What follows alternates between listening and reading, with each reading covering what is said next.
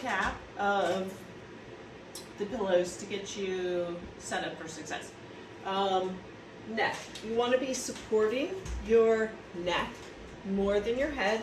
One of the ways you can do this is bringing the pillow from square to down at an angle, tucking it up into your neck here, and then laying your head down.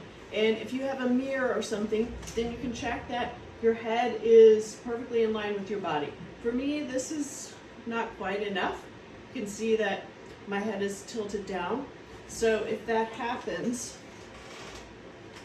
I like to use a towel.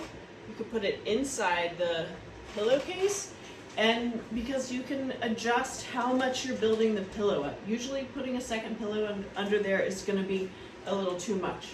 Okay, so that's head and neck. Then the shoulder. Nothing too fancy pillow here. Start it under the armpit so you have support for the arm not rolling forward, but also somewhere for the hand to rest. Okay, for the arm on the bottom, and also for your spine so that you're not side bent. You can use the towel to fill in from the top of the hip bone up to the armpit. It's going to create a little bit of a tunnel for your arm, and it's also going to get your back in a more neutral position. So we're starting to create a straight line here instead of something curved. Okay, in another options, foam. This piece is too big, and it just depends on, you got to be careful with the foam that it's not really springy and pushing back at you.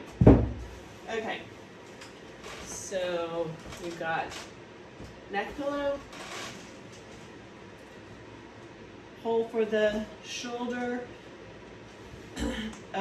straightening out the back and hips, something for this top arm so it's not rolling forward, and then last but not least is the king size pillow, bent legs, get it all the way up in your groin, get the knees on it, and also the ankles. So now we're taking stress and rotation off the hip and the low back by putting the pillow there.